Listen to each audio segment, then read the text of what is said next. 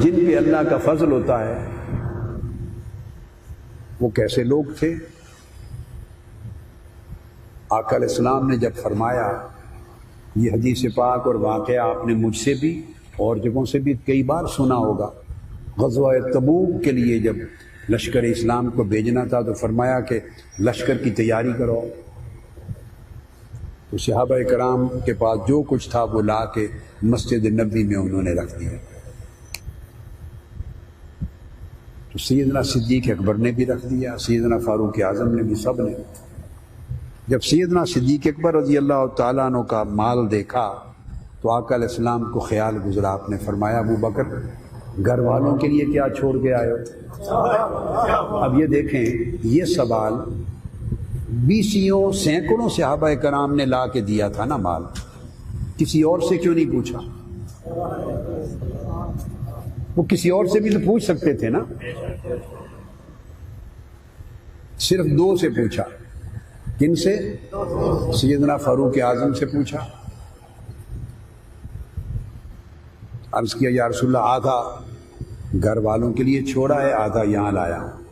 پھر سیدنا صدیق اکبر سے پوچھا، ابو بکر تم گھر والوں کے لیے کیا چھوڑ کے آئے ہو؟ انہوں نے عرض کیا یا رسول اللہ جو مال تھا وہ سارا آپ کے قدموں میں نچھاور کر دیا ہے، اور گھر والوں کے لیے اللہ اور اس کا رسول چھوڑ کے آیا۔ گھر والوں کے لیے اللہ اور اس کا رسول چھوڑ کے آیا۔ یہ تقسیم دیکھی آپ نے؟ تو ایسی تقسیم سے لوگ کہاں سے کہاں پر جا پہنچے۔ پھر ایک واقعہ حنین میں بھی پیش آیا، غزوہ بولیے، یہ فتح مکہ کے بعد ہوا۔ جب مکہ فتح ہو گیا تو اہل مکہ نے بھی قبول اسلام کر لیا اور جوک در جوک اسلام میں شامل ہو گئے، تو لشکر بڑھ گیا، بڑا لشکر اسلام کا بڑھ گیا۔ تو حنین، جو حنین کے لوگ ہیں وہ حملہ کرنے لگے حضور علیہ الصلوۃ والسلام پر اور اسلام کے لشکر پر حملہ کرنے لگے۔ انہوں نے تیاری کی اور 40,000 سے زائد سپاہیوں اور فوجیوں کا لشکر تیار کر لیا، حملہ کرنے لگے۔ تو آقا علیہ السلام چل پڑے ادھر ہی حنین کی طرف، ادھر چل پڑے۔ کوئی 12,000 کے قریب لشکر تھا صحابہ کرام، کتنا؟ اور اتنا بڑا لشکر اس دن سے پہلے اسلام کا کبھی نہیں ہوا تھا، سب سے بڑا لشکر تھا۔ اب یہاں ایک نصیحت اور تربیت کرنا چاہتا ہوں۔ اس دن بعض صحابہ کو خیال آیا کہ آج تو ہمارا بہت بڑا لشکر ہے، ہم اڑا کے رکھ دیں گے، کافروں کو اڑا کے رکھ دیں گے۔ اپنے لشکر کو دیکھا اور کہا بہت بڑا لشکر ہے۔ قرآن مجید نے ذکر کیا کہ ان میں سے بعضوں کو گھمنڈ آ گیا اپنے بہت بڑے لشکر کو دیکھ کر، بعضوں کو۔ جب جنگ ہوئی تو جنگ میں مسلمان ہار گئے، مسلمان ہار گئے۔ اللہ پاک نے فرمایا کہ وہ جو تمہیں اترا گئے تھے نا تم اپنی کثرت پر، اور تمہیں خیال آ گیا تھا کہ بہت بڑا لشکر ہے، وہ عارضی شکست ہوئی، عارضی، جو بعد میں شکست پھر فتح میں بدل گئی۔ تو عارضی شکست کیوں ہوئی؟